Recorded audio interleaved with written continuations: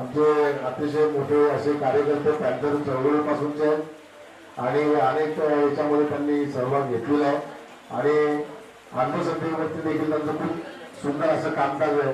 Next time जर आता ते सेवानिवृत्त झालेले आहेत त्यामुळे अंधश्रद्धेवर खूप चांगलं काम आहे. उद्या परवा काही कार्यक्रम असला तर आपण त्यांना निश्चित बोलू.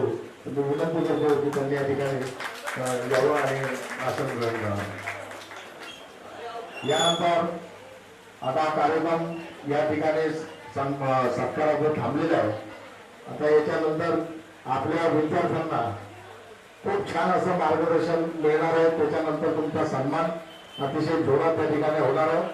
तर मी विनंती करतो आदरणीय आमचे साहेब त्यांना एक बैठकीला भीमछायाला जायचं आहे त्यामुळे मी त्यांना आणि साळवींना तर मी अगोदर साळवींना विनंती करतो की त्यांनी साळवी बोलत नाही तर आदरणीय माननीय आमचे लोकनेते जाधव साहेब यांना मी विनंती करतो की त्यांनी मार्गदर्शन करावं.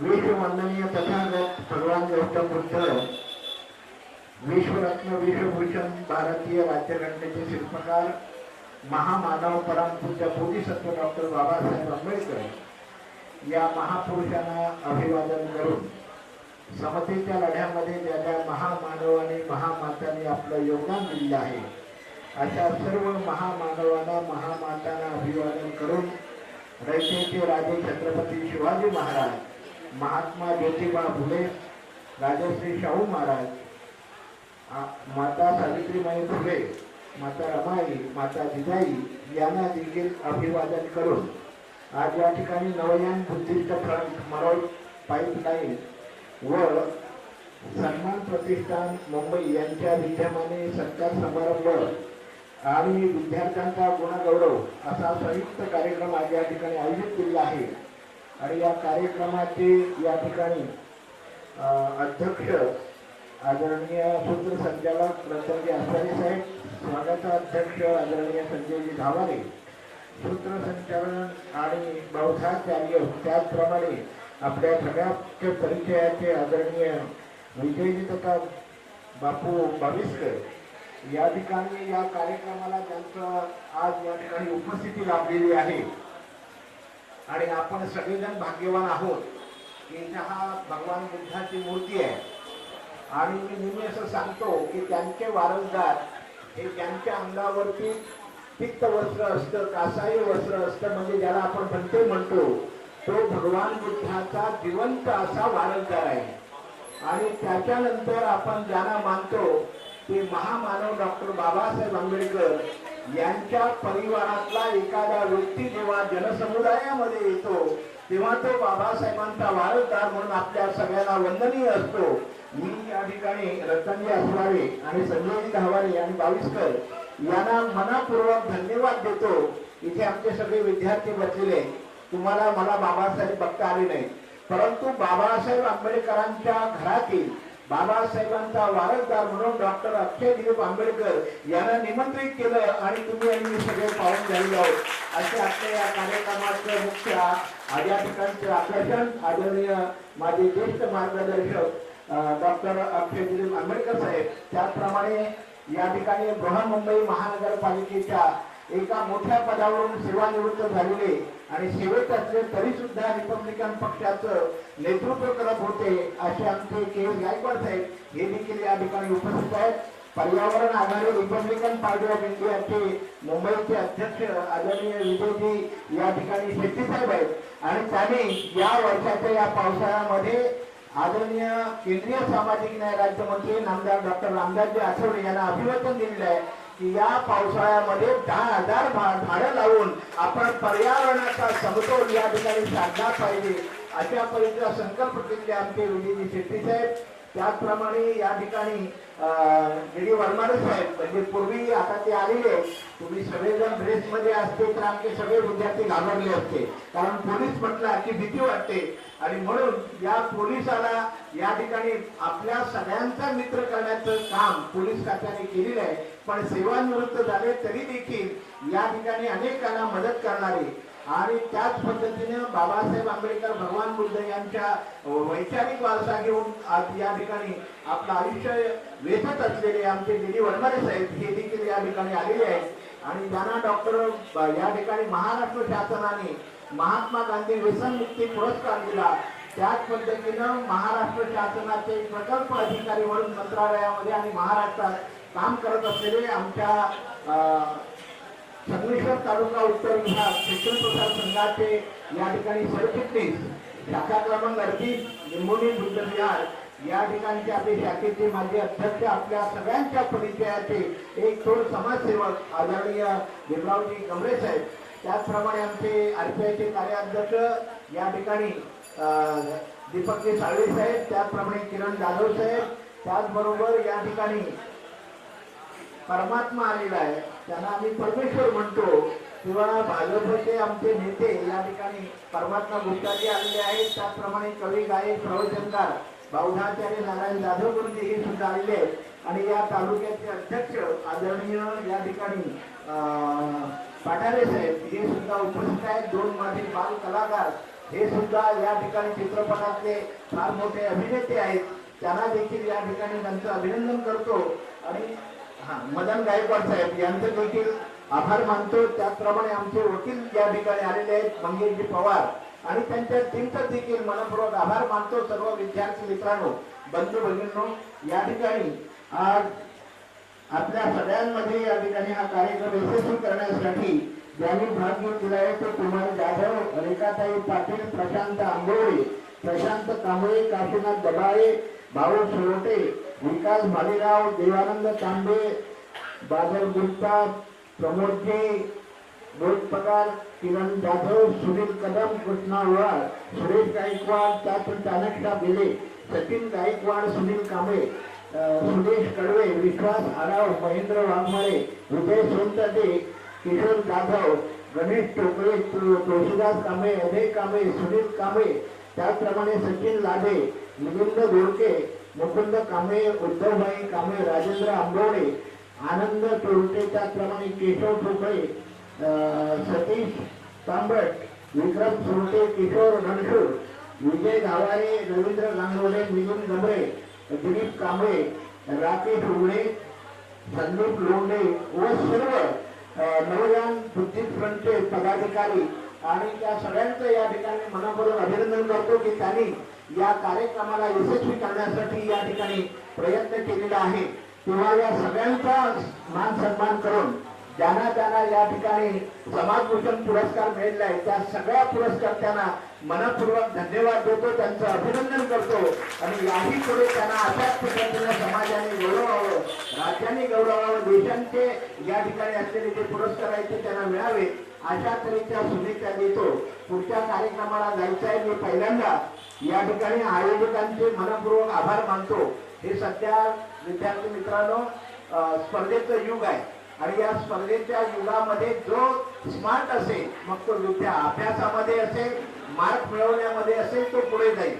आणि म्हणून या ठिकाणी महामानव डॉक्टर बाबासाहेब आंबेडकर यांच्या कृपेमुळे या देशाच्या स्वातंत्र्यानंतर इथे आता तुम्ही पाहिलंय शिवाजी महाराज आहे, बाबासाहेब आंबेडकर आहे किंवा या ठिकाणी भगवान बुद्ध आहे, परमात्मा देखील आहे, आत्मा देखील आहे, सगळेच आहे, 33 कोटी देव आहे. परंतु या 33 कोटी देवांना न वंदन करता आपणच आपल्या प्रती ही भारताचं राज्यघटना समर्पित करण्याचं काम त्या महामानवाने दिलं. त्या राज्यघटनेमध्ये या देशातल्या गरीबाला सुद्धा आणि फुटपाथवरती राहणाऱ्या एका विद्यार्थ्या याला सुद्धा, मुलाला सुद्धा या देशाने मोफत शिक्षण दिलं पाहिजे अशा तऱ्हेचा कायदा बाबासाहेबांनी केला. आणि म्हणून ही सगळी मान्यवर मंडळी या ठिकाणी बसलेली आहेत. आणि आता तर आपण पाहिलेलं आहे की या ठिकाणी बाबासाहेबांनी प्राथमिक शिक्षण हे मोफत सक्तीचं असलं पाहिजे म्हटलं, तेव्हाची संस्कृती, तेव्हाचे सत्ताधारी हे उच्च शिक्षण फुकट द्यायला तयार नव्हते, पण किमान प्राथमिक तरी दिलं पाहिजे ही अट घातली. आणि म्हणून प्रत्येक माणूस शाळेमध्ये जाऊ लागला, प्रत्येक विद्यार्थी शाळेत जाऊ लागला. आणि आज तुम्हाला सांगतो, मला अभिमानाने सांगावं असं वाटतं की आज जे आपले या महाराष्ट्रामधलं सरकार आहे त्या सरकारने जाहीर करून टाकलं की जेवढ्या मुली शिकतील त्या कोणत्याही समाजाच्या असतील त्यांना पदवीपर्यंत शिक्षण मोफत केलेलं आहे. ही जी संधी आहे ही महामानव डॉक्टर बाबासाहेब आंबेडकरांच्या घटनेच्यामुळे तुम्हाला मिळते. त्याचं सोनं करा. मी तुम्हाला सगळ्यांना सांगतो, आताचं शिक्षण हे कुठल्याही पालकाला परवडणार नाही, कारण सगळं शिक्षण आता विकत घ्यावं लागतंय, सगळ्या ठिकाणी फी द्यावी लागते.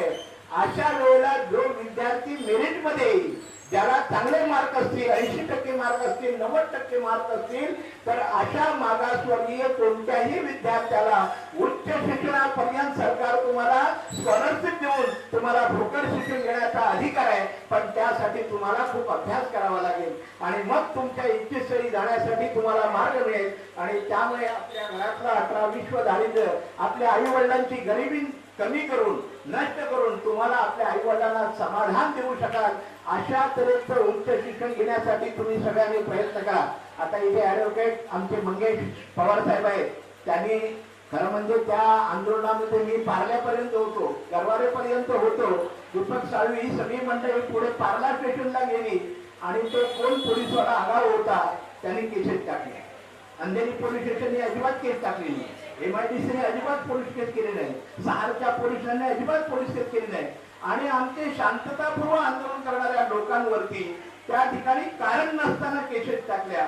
असेही कधी कधी मानवी वृत्तीमध्ये जी आता म्हटलेलं आहे ना की रतनजी अस्वामी म्हणाले, आम्ही बौद्ध मुलांचा सत्कार करायचा संकल्प केला, परंतु या देशामध्ये असलेल्या अनेक जाती धर्माच्या ज्या काही लोकांमध्ये हे जे एक विष पेरलेलं आहे की तू वेगळा मी वेगळा, हा मोठा तो लहान, त्यामुळे या डोक्यामध्ये कधी कधी अधिकाऱ्याच्या सुद्धा ती जात त्याच्या जागृत होते आणि मग त्या जातीच्या न्याय तो त्या ठिकाणी न्याय करण्याचा प्रयत्न करतो. आणि अशा पद्धतीनं आमच्या कुठल्याही तऱ्हेच्या त्या ठिकाणी सरकारी कोणत्याही संपत्तीचं नुकसान केलेलं नव्हतं, खाजगी लोकांचं केलेलं नव्हतं. आम्ही फक्त आमचा निषेध व्यक्त करत होतो, तरी सुद्धा केसेस झाल्या.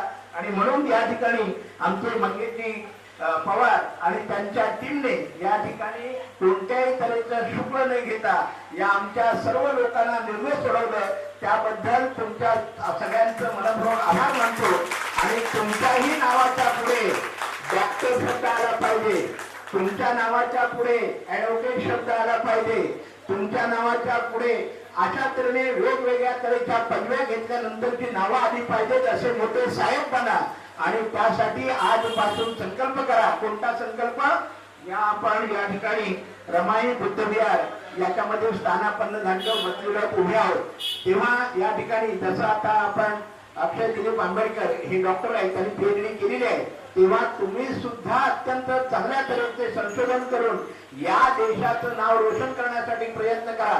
आता तुम्हाला माहित नाही, या महाराष्ट्र राज्याचा मुख्यमंत्री आहे ना, तो जर आता बाद झाला तर दुसऱ्या दिवसापासून नवीन मुख्यमंत्री येईपर्यंत या राज्याचा मुख्य सचिव जो असतो तो राज्य चालवतो. आणि आता मुख्य सचिव कोण आहे? जेव्हा बाबासाहेबांनी परदेशामध्ये आपल्या समाजातल्या शिकणाऱ्या मुलांना परदेशात पाठवलं होतं, त्या परदेशी पाठवलेल्या मुलांपैकी एक मुलगा होता, त्याची नाथ सैनी नावाची एक महिला आज या राज्याची मुख्य सचिव झालेली आहे.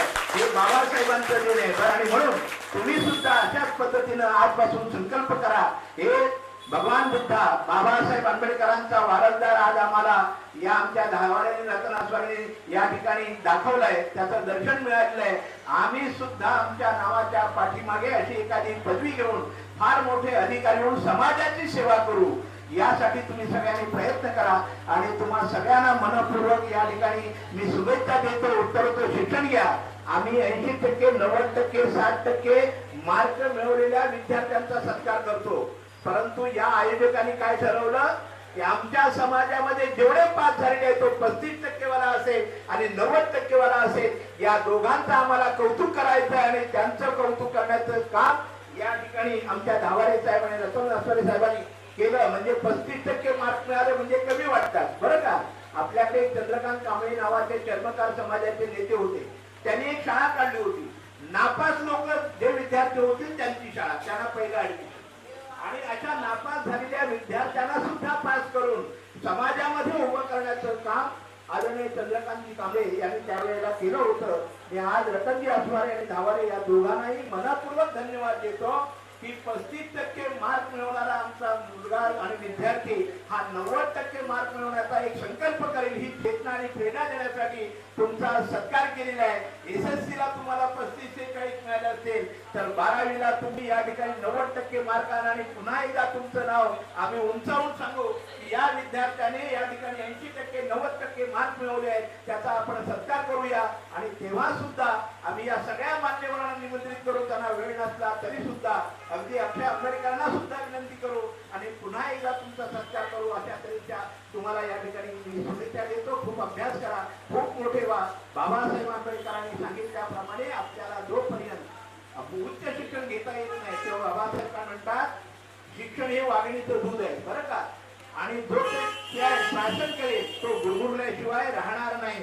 तेव्हा आपल्याला काय करायचं आहे, उच्च शिक्षित व्हायचं आहे. फक्त वाचायला आणि लिहायला शिकायचं नसून उच्च शिक्षित व्हायचं आहे. तो संकल्प आजपासून कराल अशी माझी स्वतःची आपल्याकडून अपेक्षा आहे. पुन्हा एकदा या ठिकाणी पुढच्या बैठकीला जायचं असल्यामुळे आदरणीय अक्षयगिरी आंबेडकर यांची क्षमा मागतो. त्यांच्याकडून रजा घेतो. कार्यक्रमाचे अध्यक्ष जरी बाकीचे सगळे हे लोक असले तरी सुद्धा त्यांची या ठिकाणी क्षमा मागतो आणि पुढच्या बैठकीला जायचं असल्यामुळे या ठिकाणी आजच्या कार्यक्रमाचे सभा अध्यक्ष म्हणून आदरणीय रतनजी असवारे त्यांनी मला या ठिकाणी खास करून निमंत्रित केलं. धवारे साहेबांचा तो आदेश होता आणि म्हणून मी त्यांचे आभार मानतो. इथे सांगतो. जय भीम, जय महाराष्ट्र, जय भारत.